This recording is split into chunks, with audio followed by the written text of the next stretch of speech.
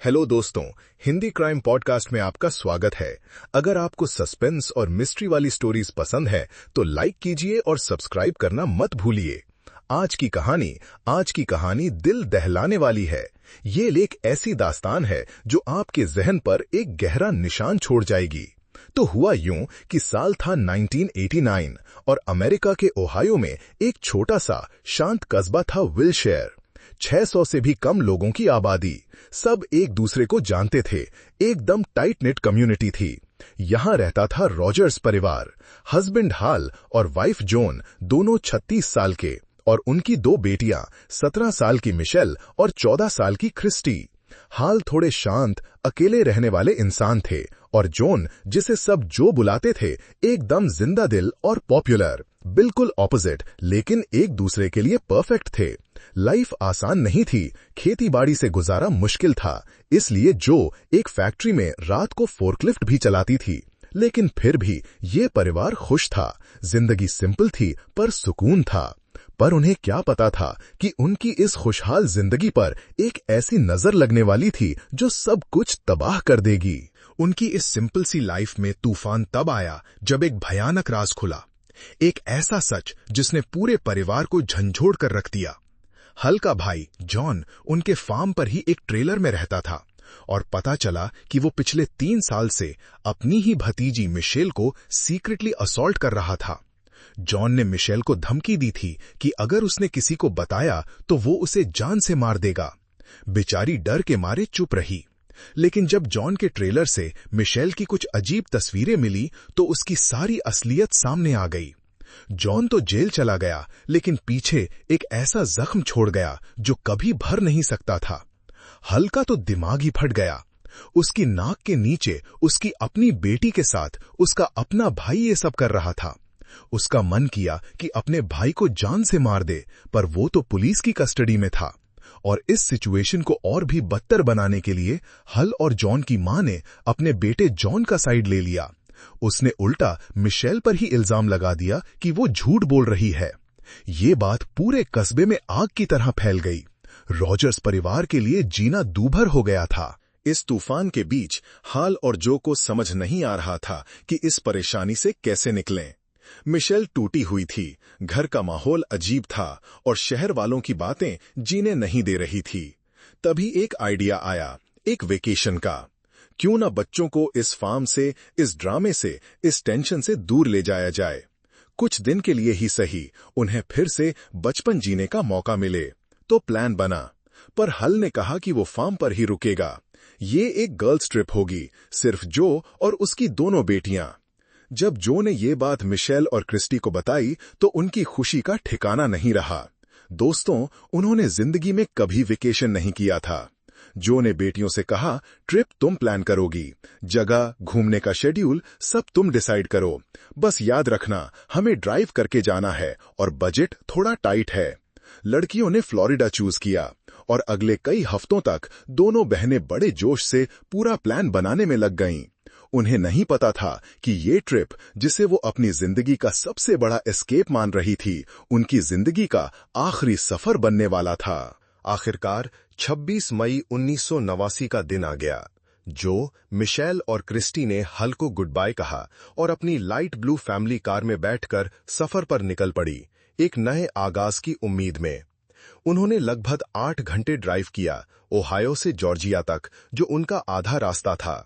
वहां एक मोटेल में रात बिताई और अगले दिन सुबह जल्दी उठकर फ्लोरिडा के लिए निकल गए। अगले कुछ दिन उन्होंने अपने प्लान के मुताबिक खूब मस्ती की। अम्यूजमेंट पार्क्स, जूज, बीचेस, सनशाइन स्टेट की हर चीज एंजॉय कर रहे थे।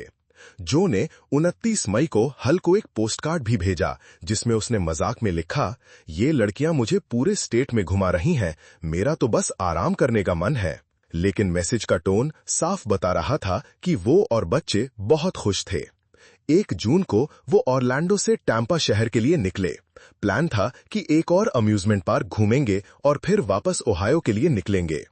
हल को बताया गया था कि वो 3 जून तक वापस आ जाएंगे, लेकिन 3 जून आई और चली भी गई। जो और लड़कियां घर नहीं लौटीं। जब 3 जून को जो और बेटियां वापस नहीं आईं, तो हल ने शुरू में ज्यादा टेंशन नहीं ली। वो बहुत ही शांत और रिजर्व्ड किस्म का आदमी था, जल्दी पैनिक नहीं करता था। उसने सोचा शायद उनका मन लग गया होगा, 1-2 दिन और रुकने का प्लान बना लिया होगा, एक साथ हैं, आराम से आ जाएंगी।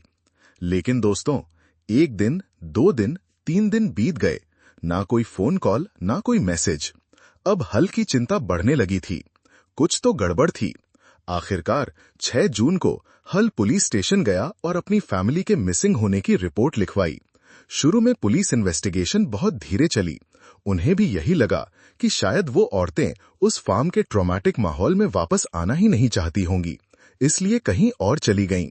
पुलिस ने इस केस को हल्के में ले लिया, लेकिन 2 दिन बाद कुछ ऐसा हुआ जिसने सबकी नींदें उड़ा दी और इस कहानी का रुख हमेशा के लिए बदल गया। तो हुआ यूं कि 8 जून की सुबह टैम्पा फ्लोरिडा के एक मोटेल में एक मेड को रूम नंबर 251 में कुछ अजीब लगा। उसने बताया कि उसने 1 हफ्ता पहले इस कमरे को साफ किया था। बेड अच्छे से बनाए थे, साफ तौलिए रखे थे और मेहमानों का सामान कुर्सी पर सेट कर दिया था। अब जब वो 1 हफ्ते बाद सफाई के लिए आई तो कमरा बिल्कुल वैसा का वैसा था, जैसे किसी ने छुआ तक ना हो। बेड की चादर पर एक सिलवट नहीं, तौलिए अपनी जगह पर और लगेज भी वैसे ही रखा हुआ। उसने फौरन अपने मैनेजर को बताया। मैनेजर को भी ये अजीब लगा और उसने पुलिस को फोन कर दिया। टैम्पा पुलिस जब मोटेल पहुंची तो पता चला कि रूम 251 मिसिंग जॉन रॉजर्स और उसकी 2 बेटियों के नाम पर रजिस्टर्ड था। पुलिस ने कमरे की तलाशी ली। उन्हें वहां उनका कैमरा मिला और उस कैमरे में जो आखिरी 2 तस्वीरें खींची गई थी वो उसी कमरे के अंदर ली गई थी। एक तस्वीर में मिशेल अपने सूटकेस में से कुछ निकाल रही थी, जैसे कहीं बाहर जाने के लिए तैयार हो रही हो, और दूसरी तस्वीर वो कमरे की बालकनी से खींची गई थी। टैम्पा बे का व्यू था और सूरज डूब रहा था। कमरे में और कोई खास सबूत नहीं मिला, बस एक बात साफ थी, वो तीनों वहां नहीं थीं। पुलिस ने मोटेल को सेंटर पॉइंट बनाकर आसपास के एरिया में सर्च शुरू किया और जल्द ही उन्हें जो की कार मिल गई। मोटेल से करीब 1 मील दूर एक पब्लिक बोट रैंप के पास पार्क की हुई, लेकिन जो और उसकी बेटियां कहीं नहीं थी। शुरू में कार के अंदर या बाहर कुछ भी अजीब नहीं लगा, लेकिन जब पुलिस ने गहरी छानबीन की तो उन्हें कार के फ्लोर पर 2 ब्रोशर्स मिले और उन दोनों पर कुछ हाथ से लिखा हुआ था। पहले ब्रोशर पर जो की हैंडराइटिंग में उस बोट रैंप तक पहुंचने के डायरेक्शंस लिखे थे जहां कार पार्क थी, लेकिन दूसरे ब्रोशर पर जो नोट था उसकी हैंडराइटिंग ना तो जो की थी ना ही उसकी बेटियों की।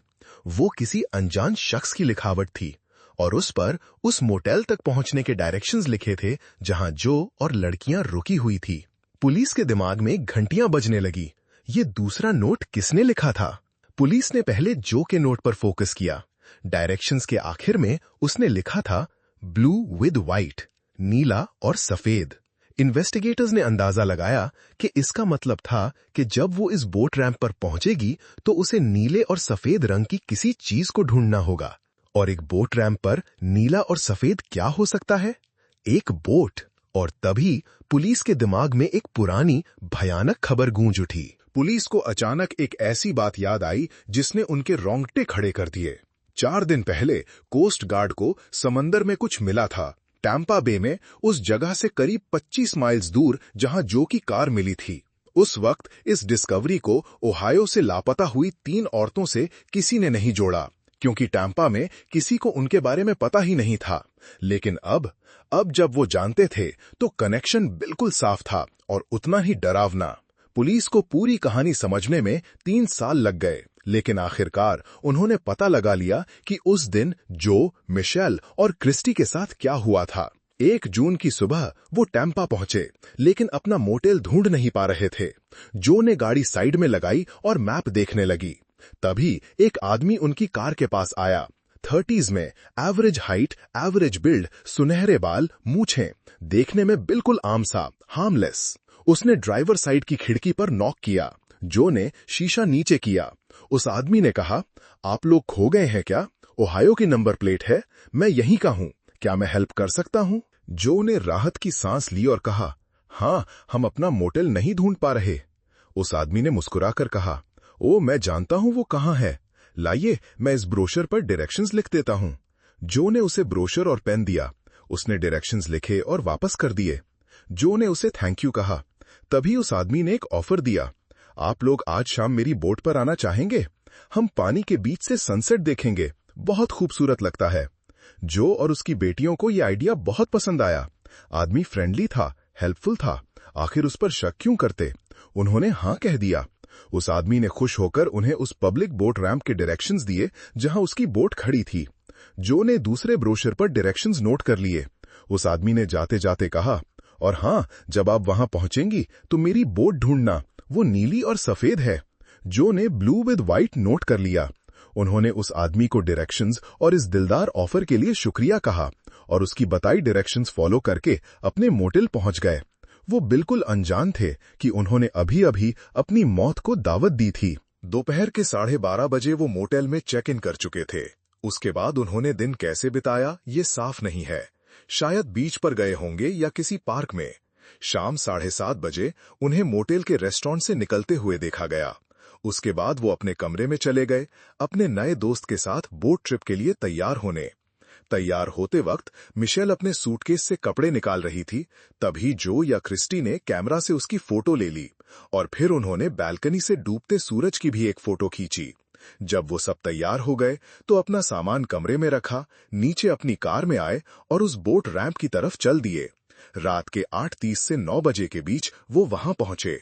उन्हें नीली और सफेद बोट दिखी और उनका नया दोस्त बोट पर खड़ा उन्हें देखकर हाथ हिला रहा था। एक अनजान शहर में एक अनजान आदमी के साथ वो तीनों उस बोट पर सवार हो गई।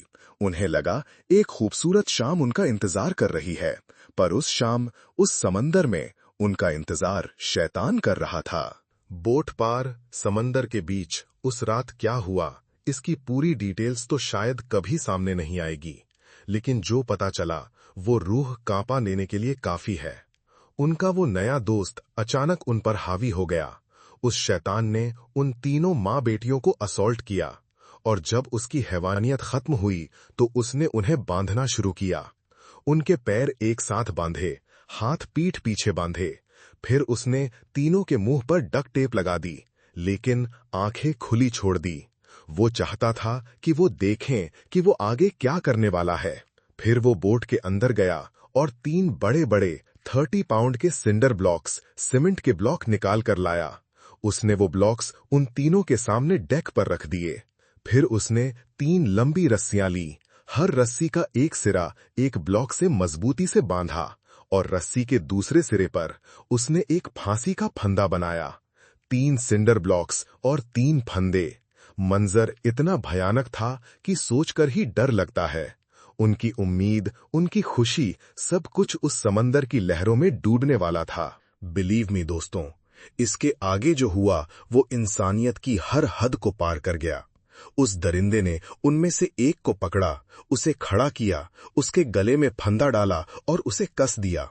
फिर वो उसे बोट के किनारे तक ले गया और उसे उसके सिंडर ब्लॉक के साथ पानी में धक्का दे दिया। इमेजिन कीजिए, जब वो पानी के ऊपर रहने के लिए संघर्ष कर रही थी तो उसकी माँ और बहन या बेटियां ये सब अपनी आंखों से देखने पर मजबूर थीं। और फिर वो पानी के नीचे चली गई और वापस नहीं आई। उसके बाद उस शैतान ने दूसरी औरत को पकड़ा, उसके साथ भी वही किया। गले में फंदा, किनारे तक लाया और पानी में फेंक दिया। बोट पर बची आखिरी इंसान को अपने दूसरे प्रियजन को भी तड़पते और डूबते हुए देखना पड़ा। और फिर उसने आखिरी बची हुई औरत को पकड़ा, उसके गले में फंदा डाला और उसे भी उसके सिंडर ब्लॉक के साथ समंदर में धकेल दिया। जब वो भी पानी के नीचे चली गई तो वो आदमी ऐसे बोट मोड़कर वापस किनारे की तरफ चल पड़ा जैसे कुछ हुआ ही ना हो। 4 जून को, यानी कत्ल के 3 दिन बाद, डिकम्पोजिशन की वजह से उनकी बॉडीज फूलकर पानी की सतह पर आ गई। कोस्ट गार्ड को इसकी खबर मिली और उन्होंने बॉडीज को पानी से निकाला, लेकिन गर्म पानी की वजह से बॉडीज इतनी खराब हो चुकी थी कि उनकी पहचान करना नामुमकिन था।